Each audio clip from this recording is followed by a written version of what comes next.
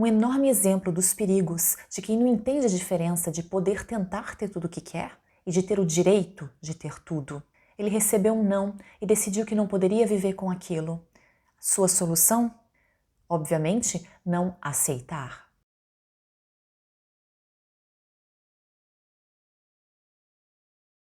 Oi, gente! Bem-vindos aos meus já amigos, e para você que está chegando agora, aqui a gente já chega dando like, se inscrevendo, comentando, não quer? Sem ressentimentos. Nós vamos, mesmo assim, todos juntos para a história de hoje, que nos leva a tirar um pouquinho de férias da Itália. A gente vai atravessar o oceano para chegar nos Estados Unidos. Não, eu vou atravessar o oceano, vocês não. Mais especificamente no estado de Connecticut, o condado se chama New Haven e a cidade East Haven. E conta com um pouquinho mais de 30 mil habitantes. E é ali que em 2011 mora Antoinette Venditti Bruce. Ela é conhecida por todos como Nettie, então é assim que eu vou chamar ela nesse vídeo.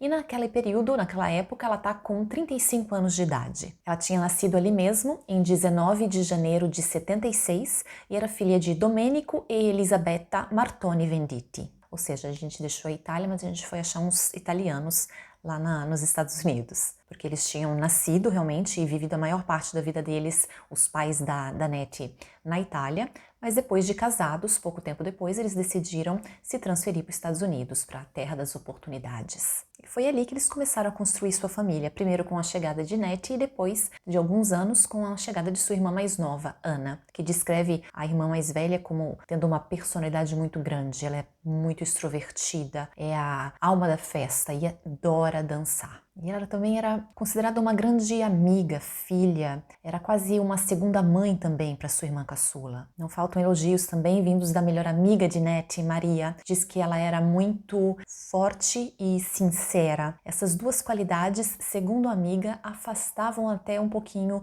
os futuros pretendentes. Isso até que Nettie conheceu um homem chamado Christopher Bruce, já em 2003, quando ela estava com 27 anos. Os dois começaram rapidamente a sair, mas no começo era uma coisa não muito pretensiosa, só que eles acabaram realmente se apaixonando e muito um pelo outro. Então, 2 anos depois, eles acabam oficializando a união. O que vem para completar a vida já muito realizada de Nettie. Ela tinha uma ótima família, ela tinha um excelente grupo de amigos, ela tinha a sua irmã, sua melhor amiga, e ela era muito realizada também no trabalho. Ela era vice-gerente de uma loja chamada Christmas Tree Shop, que vendia artigos para casa e, como o nome diz, principalmente decorações para o Natal, mas o ano inteiro. Um trabalho que Nettie gosta muito, por diversos motivos diferentes. Por exemplo, as pessoas com quem ela mais sai para se divertir, para dançar, são também seus colegas de trabalho, obviamente levando sempre a melhor amiga e a irmã caçula. E quanto ao trabalho propriamente em si, ela é responsável pela gestão do depósito,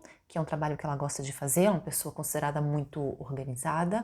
Uma das partes preferidas dela, talvez a parte preferida dela, é que ela também é aquela pessoa que troca a decoração da loja, que faz o alestimento, e isso ela ama de paixão, o visual merchandising da coisa. É uma das paixões dela, e ela pode desenvolver isso no próprio emprego. E também ela é a pessoa que treina, na maior parte das vezes, os novos funcionários da loja. E é assim que chega na vida dela um rapaz, um jovem chamado Zachary LaPelusa. Ele tá com 24 anos na época, e a gente não sabe muito, aliás, quase nada, da vida dele antes de chegar ali. O que a gente sabe é que no dia 16 de março, ele é um novo funcionário da Christmas Tree Shop da cidade de Orange. Se tratava de um rapaz bastante reservado, tímido quase, só que ele logo pegou um pouquinho mais de intimidade e começou a fazer bons amigos ali dentro do trabalho. Ele saía bastante com eles, obviamente com a Nettie sempre presente, uma pessoa muito festeira, como já deu pra gente entender, e ele gostava muito dela.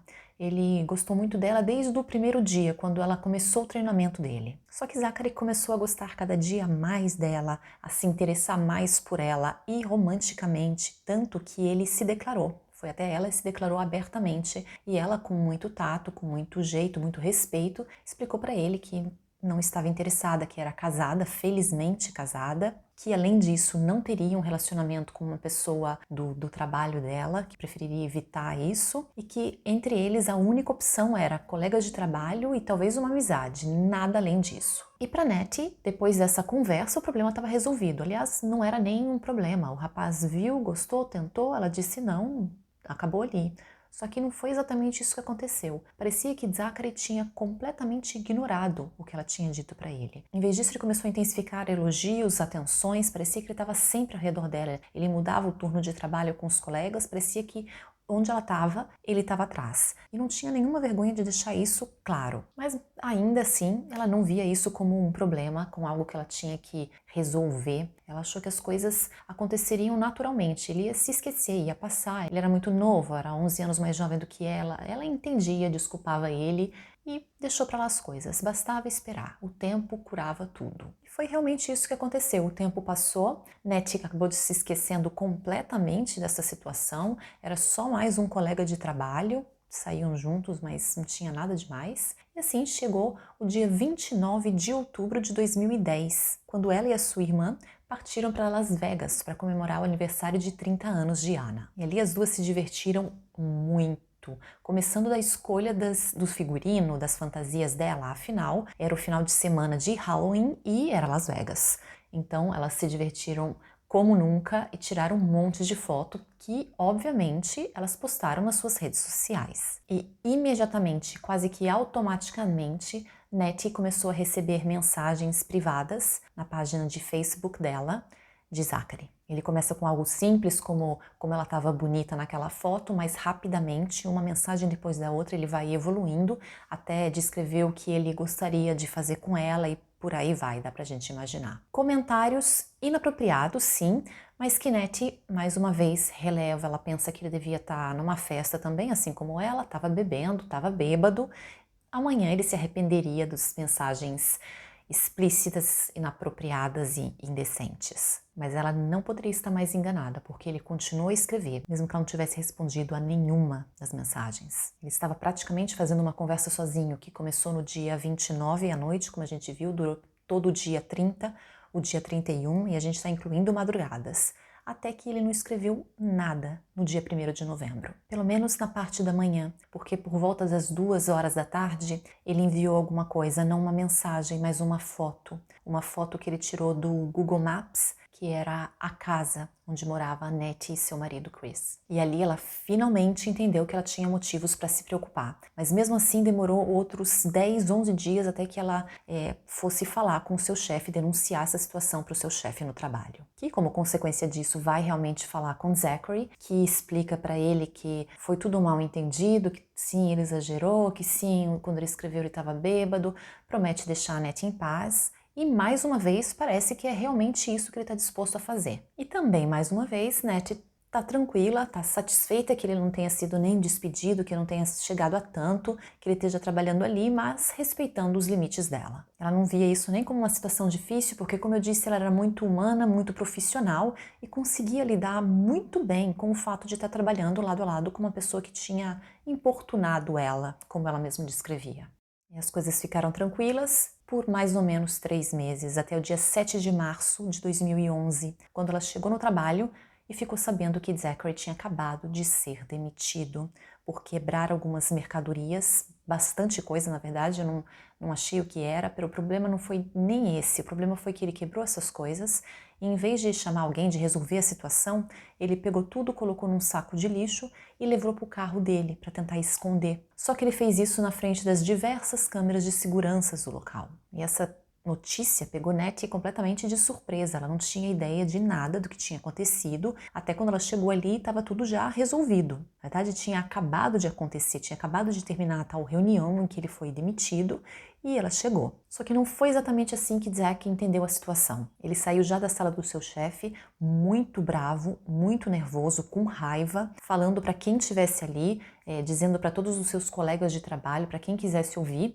que o problema dele era Nettie. Por quê? Porque ela estava, com certeza, já há muito tempo, vasculhando nas câmeras de segurança, tentando achar algum motivo para que ele fosse demitido e agora ela finalmente tinha conseguido.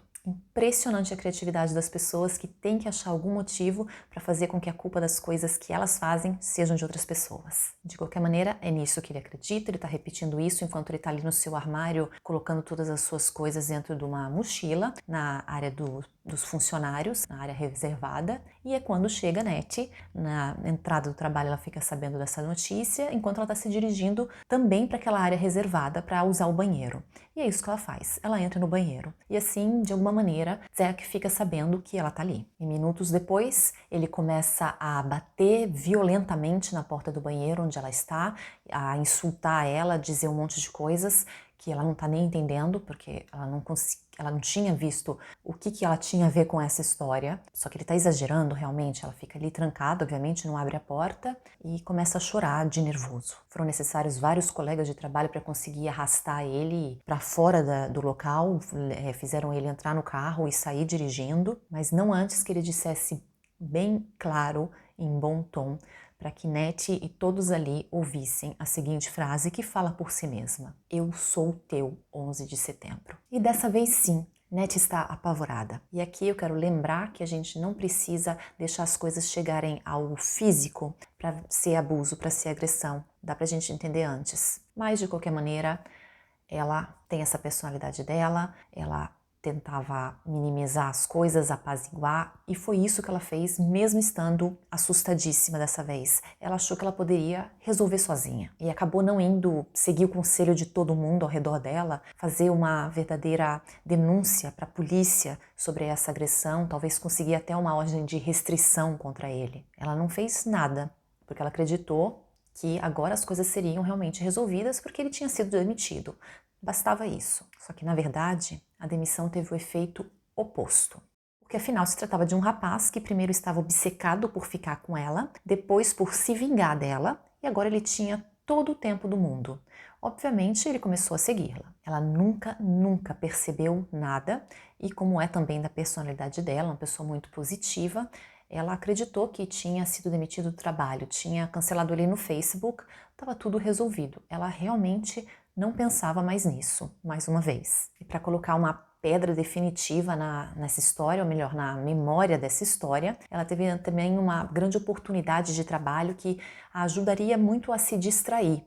E porque faria ela sair um pouco da cidade dela. Ela foi chamada para fazer a montagem e a decoração de uma nova filial da Christmas Tree Shop, numa cidade chamada Middletown, no condado de Rhode Island, que ficava a mais ou menos 100 quilômetros de East Haven, onde ela permaneceria por 8 semanas até a inauguração da loja. Ou seja, além da distração bem-vinda, era também a parte do trabalho que ela mais gostava. Então ela aceitou de imediato. E no sábado, antes de partir, ela saiu para festejar, para se despedir das suas amigas, colegas de trabalho, obviamente com a presença de Ana, sua irmã também. Vai tudo às mil maravilhas. No dia seguinte, ela passa a parte da manhã arrumando as suas coisas, ali se despedindo do seu marido, e parte já no domingo por volta do horário de almoço para Middletown. Afinal, ela começaria o trabalho naquele mesmo dia à noite. Então, assim que ela chega ali, assim que ela desembarca, ela tenta ligar para Ana, mas a irmã não responde, ela estava trabalhando naquele momento, e ela envia uma mensagem dizendo que ela não podia por causa disso, mas que as duas se falariam mais tarde. Então Nettie sai para fazer uma das suas grandes paixões, que era um hobby dela. Ela adorava casas históricas. Ela já tinha reservado até esse tour para ir conhecer uma dessas residências, e assim, pouco tempo depois, ela começa a enviar as fotos que ela estava tirando para sua irmã. Depois da última foto, ela acrescenta uma pequena mensagem, uma rápida mensagem, dizendo que ela estava agora voltando para o hotel e que as duas se falariam mais tarde, antes que ela começasse a trabalhar naquela noite. Mas as duas não se falam. Ana não recebe nenhuma mensagem, nenhuma ligação. Ao invés disso, um homem liga para o número de emergência e diz que num estacionamento de um hotel em Middletown, ele acabou de presenciar uma mulher ser sequestrada. Ele diz que tudo aconteceu muito rápido, ela não teve nem tempo de reagir e o homem já tinha empurrado a mulher para dentro do carro, fechado a porta e partido a toda velocidade. Ele não tinha conseguido ajudar, mas ele tinha anotado a placa do veículo e recolhido a bolsa da vítima, que na luta tinha caído no chão, dando assim aos policiais duas informações que nós já sabemos, que o carro era de Zachary e a bolsa de Nettie. Era obviamente bom ter essas informações, era ótimo, mas o que eles precisariam realmente naquele momento é encontrar os dois o mais rápido possível, antes que ele faça mais mal ainda para ela. Então diversos carros de patrulha começam a vasculhar toda a região, e um deles, que conta só com um policial, resolve entrar num estacionamento de uma área comercial, só que como várias delas eram mais escritório, coisas assim, estava meio vazio o estacionamento. Então foi mais fácil para ele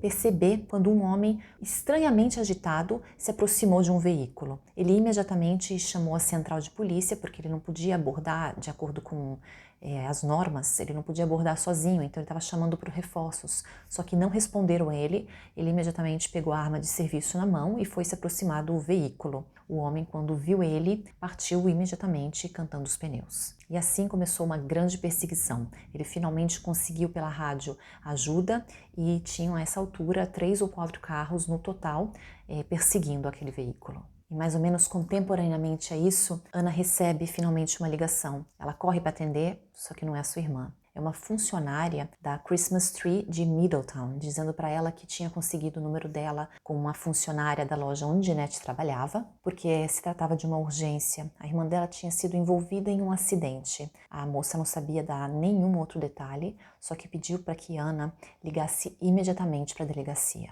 O que ela faz, obviamente, no mesmo momento, assim que ela desliga esse telefonema, que é mais ou menos ao mesmo tempo que termina a tal perseguição. Zachary aparentemente simplesmente desiste, se assusta, ele para o carro e desce já com as mãos para cima, deixando bem claro para os policiais que ele era a pessoa certa, ele estava completamente desarrumado e muito sujo de sangue. Enquanto ele é algemado, seu carro é rapidamente vasculhado, mas não encontram nada ali, só a confirma através dos documentos que se tratava realmente de Zachary LaPelusa, que está praticamente em estado de choque. Ele não está dizendo nada, ele não responde nada, só que no caminho para a delegacia acaba respondendo a uma pergunta insistente de um dos policiais, que é: o que você fez com Nettie?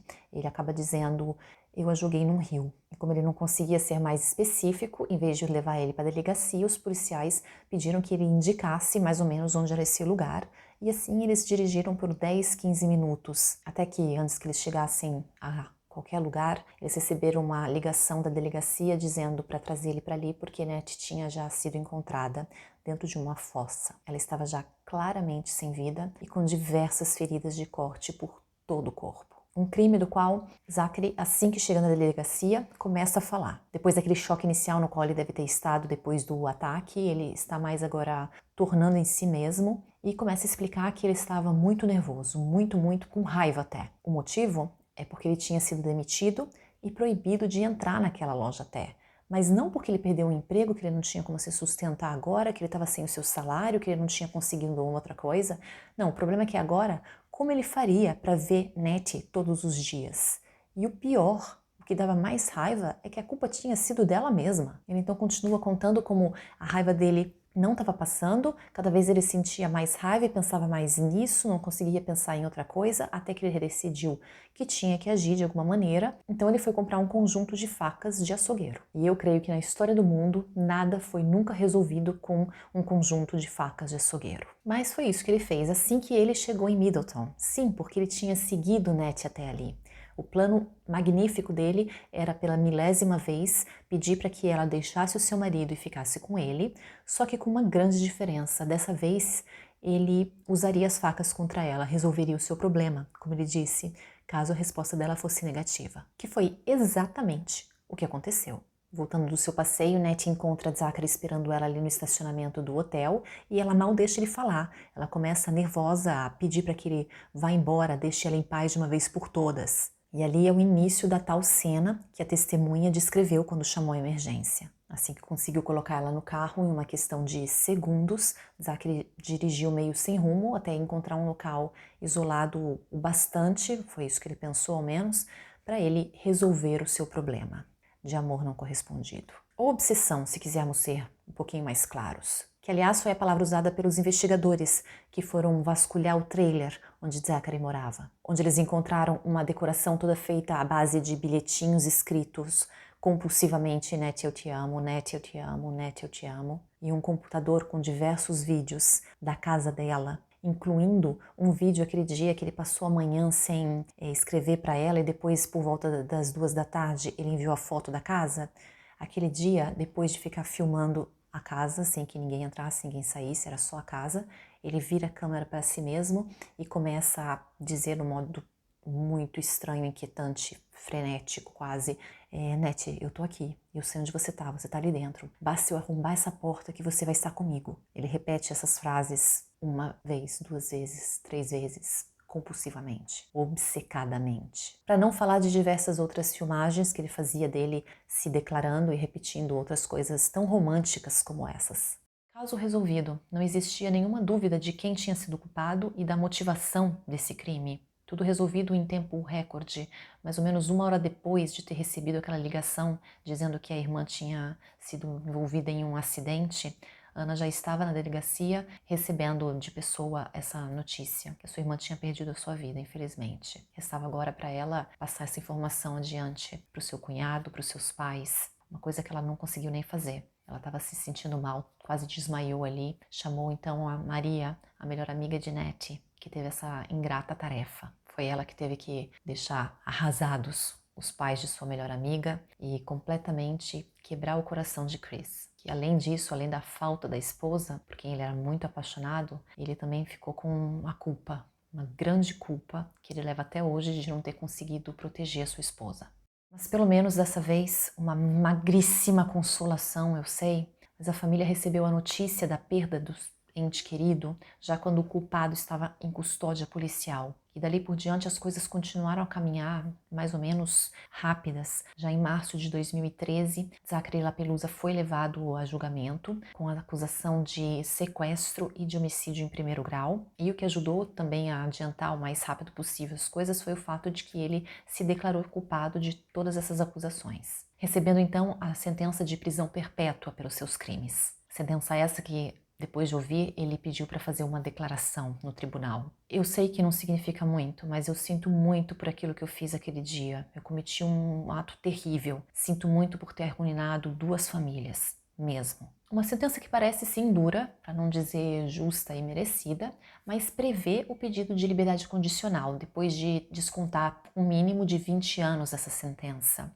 E eu só espero que na hora de prender essa decisão seja levado em consideração a motivação, porque eu ouço sempre falar o como pesou o arrependimento demonstrado pelo culpado, o bom comportamento dentro da prisão, o fato de ter ou não precedentes criminais antes do crime cometido. Mas honestamente, nenhuma dessas coisas justifica e nem começa a explicar para mim o fato que a reação dele ao ouvir um não foi tirar a vida de alguém. Obrigada.